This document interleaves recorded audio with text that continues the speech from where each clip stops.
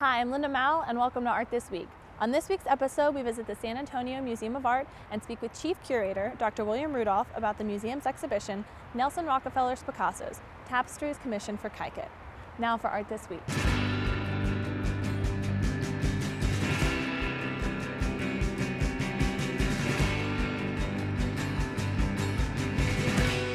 So could you tell me a little bit about the exhibit, how it came to the museum? Sure.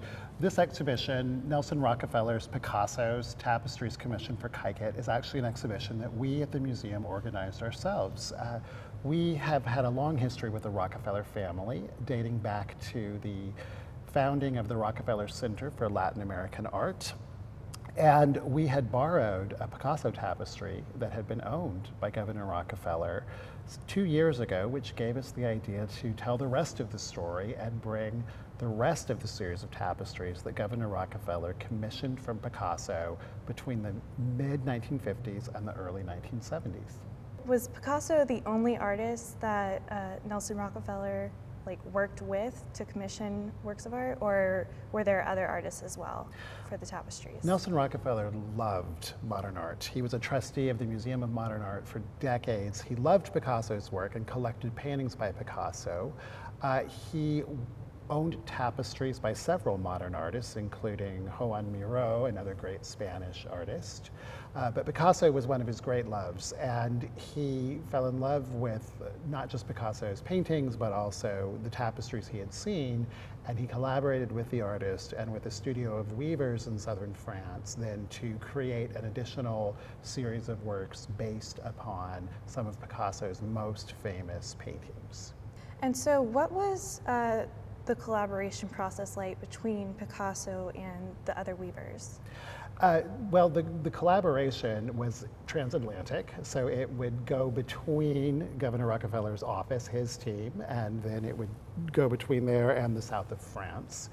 And there was then, of course, communication between the weavers in the south of France and Picasso himself. He would visit the tapestry works to look at the works in progress and to give it a thumbs up or a thumbs down. And then, of course, his wishes were relayed through the weavers, through an agent to Rockefeller's office, to his curator. So interestingly, Picasso and Rockefeller did not meet, but at the very end of the project, they spoke, where Rockefeller wrote Picasso and said, "I have had such pleasure living with your works, and particularly these tapestries. Thank you for sharing your genius with the world." I'm paraphrasing.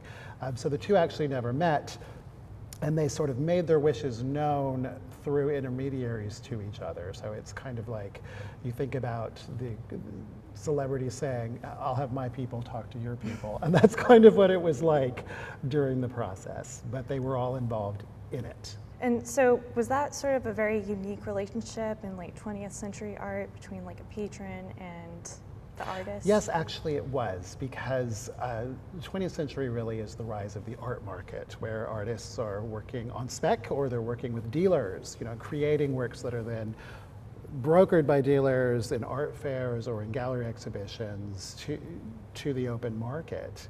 And this relationship that Governor Rockefeller had with Picasso through the weavers is a much more traditional relationship that is the kind of thing that you would have happening in early modern Europe, where a patron commissions a work of art from an artist. It still does happen, but it is rare, as you pointed out, and this was certainly not the norm. But I think it's and some artists wouldn't have responded to that, but if you're a Rockefeller, you tend to be, the name has a lot of power, and you tend to be able to get what you want, but not everything that you want, because there are things that Picasso strongly believed in, and he wouldn't budge either. So it's kind of an interesting story about two titans in their own worlds, a great philanthropist, an art patron, and a great artist, and how they, along with the team, wind up creating the beautiful works of art that you see here at the San Antonio Museum of Art this winter. I guess, we had discussed before that these were created for the public to view. They were created on tapestry, so they'd be easier to transport, people could see them, and they haven't really left the Rockefeller estate. So do you think that there will be more of a push throughout the country for these to be on view now that the San Antonio Museum has done that? I would certainly hope so. They're wonderful objects, and people have been able to see them. They can visit Kykuit, which is the Rockefeller home that is administered by Historic Hudson Valley and the National Trust. It's about an hour north of New York. You can tour the house and see the tapestries as part of the furnishings. But I do hope that people will become more interested in them and perhaps want to see them in future exhibitions, because they're quite dynamic, exciting works of art, and they tell a wonderful story about Picasso, and they tell a wonderful story about Governor Rockefeller, and also about tapestries, because you get the chance to be close to them and to see the weaving and how you can take a very complicated painting like this, right, painting it on Tebe with a lot of colors, and then translate that into a totally different art form.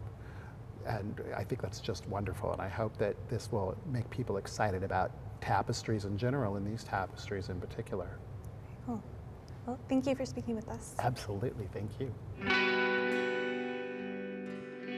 We want to thank William for speaking with us. For more information on the exhibition, go to samuseum.org. That's it for Art This Week. Thanks for watching.